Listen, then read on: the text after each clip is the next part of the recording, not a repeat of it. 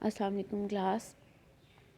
हम अपने chapter number 9 को ही रिज्यूम करेंगे और हमने लास्ट टाइम जो बात कही है वो ये है कि पॉपुलेशन में जो फिनोटाइपिक वेरिएशन हो सकती है, यानी फिनोटाइप जो है वो दो फैक्टर डिटर्मिन करते हैं, जीन्स यानी उसकी जीनोटाइप और उसका एनवायरनमेंट। तो वेरिएशन को हम डिवाइड कर सकते हैं कि ये वेरिएशन किस वजह से हैं, ड्यू टू इट्स जेनेटिक्स या जीनोटाइप, या फिर इसके इन्वायरमेंटल अफेक्ट की वजह से। तो अगर हम ये सपोज करते हैं कि जितनी वेरिएशन है वो सब के सब इन्वायरमेंट काज कर रही हैं और जितने बर्ड्स हैं उनके जीनोटाइप सेम है, सबके जीनोटाइप सेम है, और जो अवेलेबल हमें वेरिएशंस नज़र आ रही हैं वो सब की सब उनमें इन्वायरमेंटल फैक्टर्स के डिफरेंट होने की वजह से हैं। तो ये बीक साइज़ जो है इस पर एवोल्यूशन का कोई असर नहीं होगा, यानी एवोल्यूशन इसको चेंज नहीं कर सकती क्योंकि जीन सबके सेम हैं। एवोल्यूशन का असर तभी होगा जब जीन्स डिफरेंट होंगे। तो अगर ये ज़रूरी है कि वो करैक्टर जो वक्त के साथ साथ शिफ्ट हो, चेंज हो, उस पर जो है वो जेनेटिकली कंट्रोल होता है। क्वांटिटेटिव जेनेटिक्स में हम जो करैक्टर की वैल्यू है उसे कि करैक्टर की जो जीनोटाइप है वो हम एग्जैक्ट मेजर नहीं कर सकते, लेकिन उसकी वैल्यू जो है वो डिटर्मिन की जाती है बाय द पॉपुलेशन मीन, यानी बीक साइज़ जो है उसका हम एक मीन कैलकुलेट कर लेते हैं।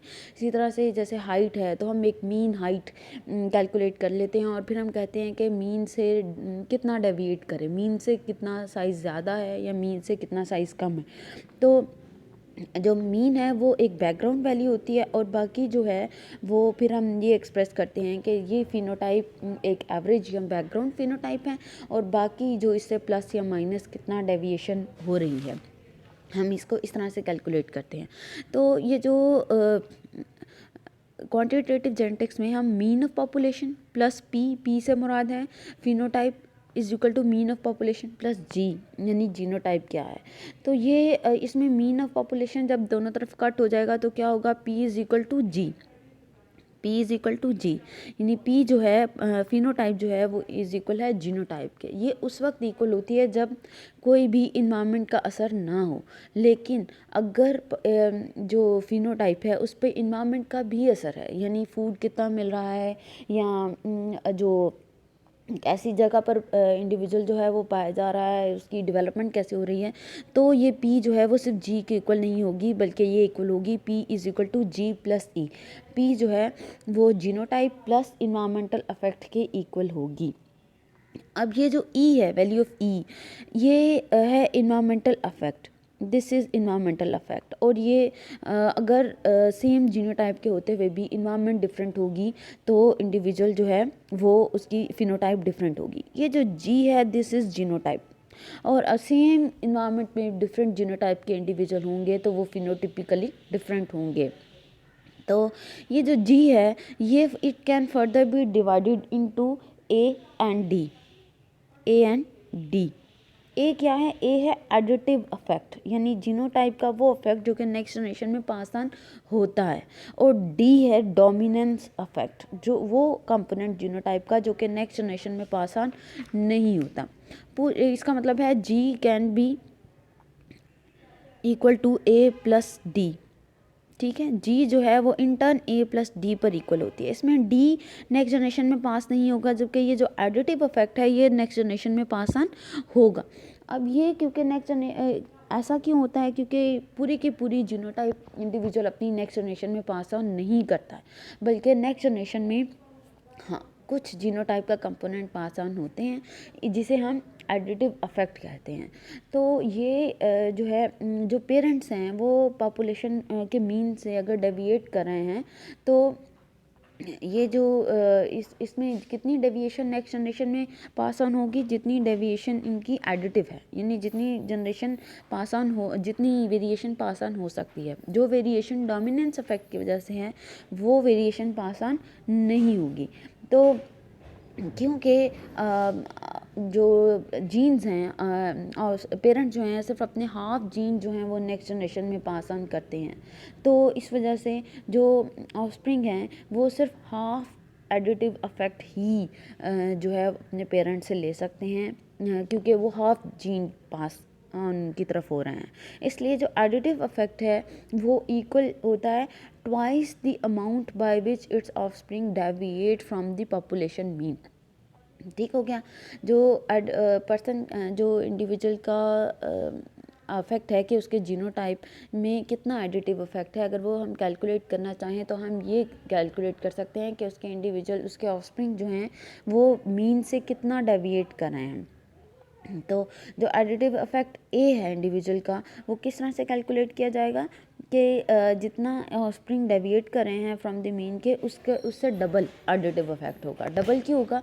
क्योंकि पर्सन ने अपना half additive effect pass on किया था और हाफ पास ऑन नहीं किया। फॉर एग्जांपल अगर पॉपुलेशन मीन जो है वो 2 है और जो उसके ऑफस्प्रिंग हैं वो 3 या उनकी वैल्यू जो है वो 2.3 है, तो अब उस पर्सन का उस इंडिविजुअल का एडिटिव इफेक्ट क्या होगा? 2.3 मल्टीप्लाइड बाय 2 यानी डबल होगा, क्योंकि हाफ पास ऑन किया है जो ऑफस्प्रिंग में अपीयर हुआ है, हाफ पास ऑन ही नहीं वो कर सका, लेकिन ये उसका पोटेंशियली एडिटिव इफेक्ट था।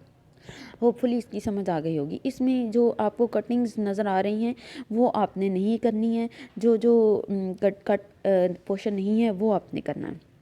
अब सेकंड क्वेश्चन ये है कि एडिटिव इफेक्ट को जानना क्यों ज़रूरी है।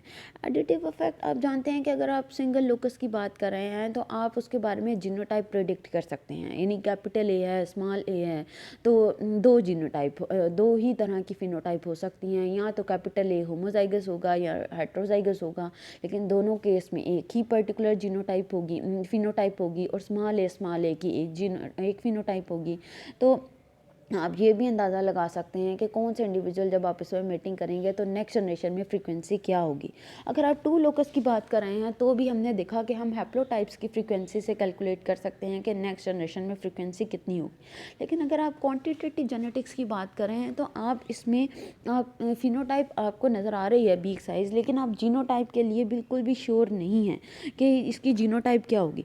तो उस केस में जो है आपको अगर एडिटिव इफेक्ट का पता होगा कि ये इसका जो बीक साइज़ है ये जेनेटिकली कंट्रोल किया जा रहा है और इस जीन का इसका कितना अफेक्ट जो है वो एडिटिव है, तो आप ये पता चला सकते हैं कि नेक्स्ट जनरेशन में जो इंडिविजुअल हैं उनका बीक साइज़ अप्रॉक्सीमेटली कितना होगा, या उस पर जो है वो कितना बिग साइज़ जो है वो इसने पेरेंट से इनहेरिट किया है और कितने बिग साइज़ पर इन्वायरमेंट का इन्फ्लुएंस है। तो इस तरह से आप ये कैलकुलेट कर सकते हैं। इसलिए एडिटिव इफेक्ट को जानना जो है वो पॉलीजेनिक ट्रेट्स के लिए बहुत ज़्यादा ज़रूरी है।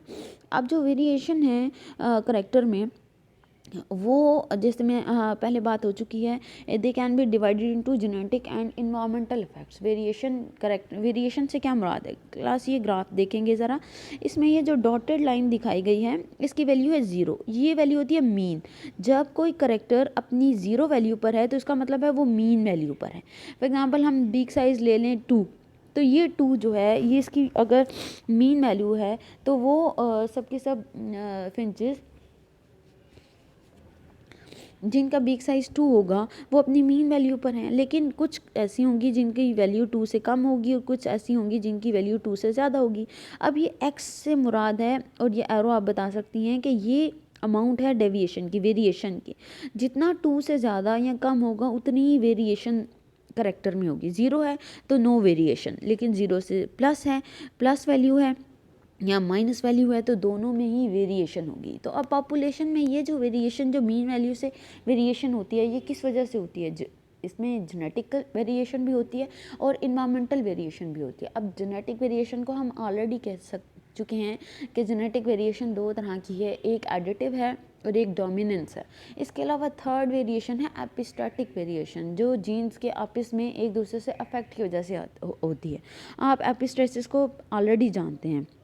तो यहाँ पर ये आप इस फॉर्मूला को देखेंगे, ये सिंपल आपने स्टार्ट में भी पढ़ा होगा, ये वेरिएंस का कैलकुलेट करने का फार्मूला है जिसमें n नंबर ऑफ़ पॉपुलेशन है, जबकि x1 करेक्टर की वैल्यू है और x डैश जो है वो है मीन वैल्यू।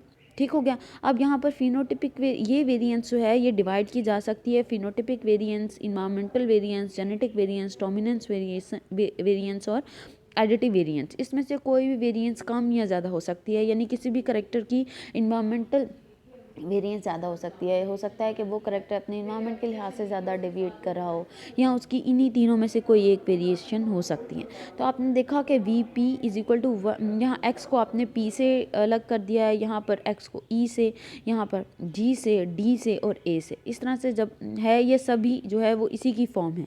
तो आप देख सकते हैं कि आप इन सब वेरिएंस को इस तरह से कैलकुलेट कर सकते हैं, लेकिन जब आपके पास ये वैल्यूज़ होंगी तो ही।